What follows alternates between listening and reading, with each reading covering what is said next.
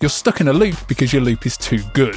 That sounds backwards, but today I want to show you why your music needs to get worse before it gets better, and how deliberately sabotaging your loop is the fastest way to break out of it and into a full arrangement. And you can download my free cheat sheet covering this and other loop busting techniques from the link below. So a well-known trick to be more healthy is to shove the biscuits and the sweets to the back of the cupboard and put the fruit bowl out on the counter. If the healthy option is easier to grab, that's what we grab, because us humans are lazy. We take the path of least resistance. And this same principle works in the studio. Right now, the path of least resistance in your DAW is to keep looping. You make your loop all neat and cycling around nicely. It's comfortable, so you stay there, you tweak and you add layers. But what if you could redesign your environment so that staying in the loop becomes the uncomfortable option, so that the path of least resistance actually leads you towards arranging? Well, that's what anti-loop sounds do. An anti-loop sound is anything that feels wrong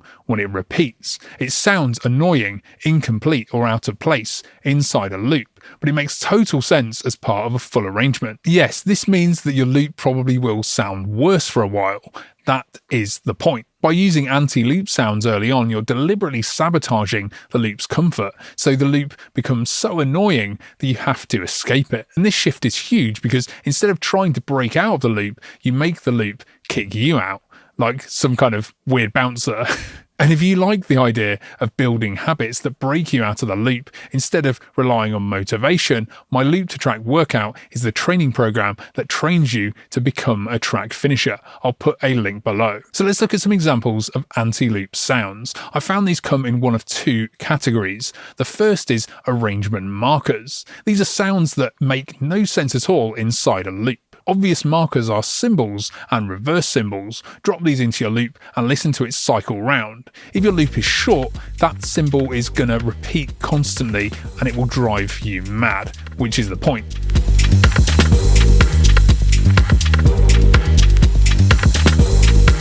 You now have to extend horizontally just to make it stop being annoying. Then you've got whooshes, risers, and ear candy. These transitional sounds exist to move you from one place to another. Inside a loop, they've got nowhere to go.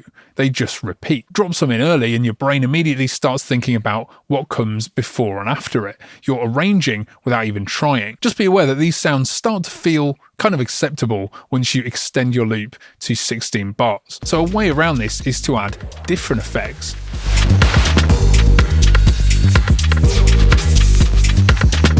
Just enough so it feels irritating until you lay out more of your track. Other arrangement markers are one-off events, drum fills, snare rolls, edit points, anything that clearly belongs at the end of a section or only one place in a song.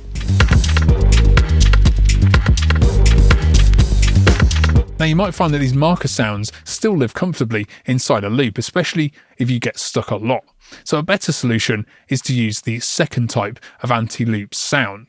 I call this the extender. Short samples and perfectly neat MIDI clips trap you in a loop. They're comfortable, tidy, easy to keep cycling. So instead of building neat little blocks, get an audio track, root in an instrument, and record yourself jamming. Play live, tweak the filter, sweep controls, mess around for a few minutes, print it to audio, don't worry about mistakes. Now you've got this long, interesting file with lots of variation. It might have delicate sweeps and changes baked in, or it could be a mess of sound design. Producers like Mr. Bill and Il Gates call this a mud pie. Here's an example. This is a track I made a while ago. I started by looping this ravey riff and playing with the controls as I recorded to audio. Then I ended up with this long file. You can hear it's got interesting twists and turns, and it's basically a full arrangement baked inside of it.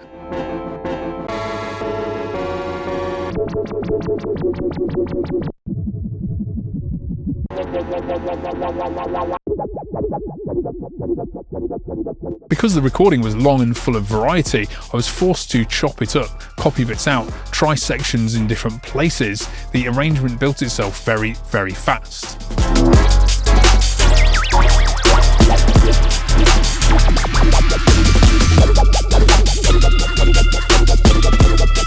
And this is why producers who use hardware often find arranging easier. They're already doing this, jamming on a drum machine or a synth, printing long takes, chopping them up.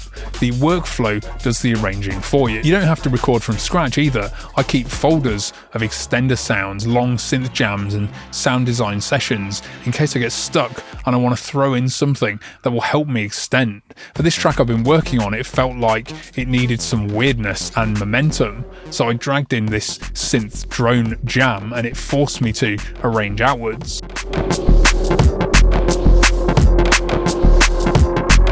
So however you do it, that long file of sound becomes a magnet that pulls you out of the loop.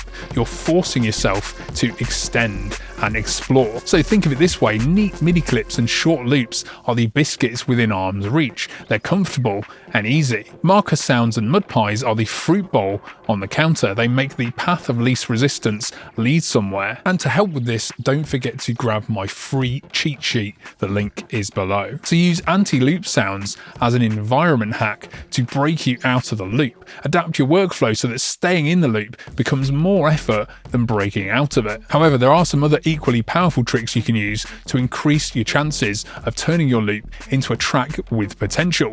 To find out what those are, go and watch this video next. And if you like my thinking on track finishing and making music, sign up to my weekly newsletter where I go deeper.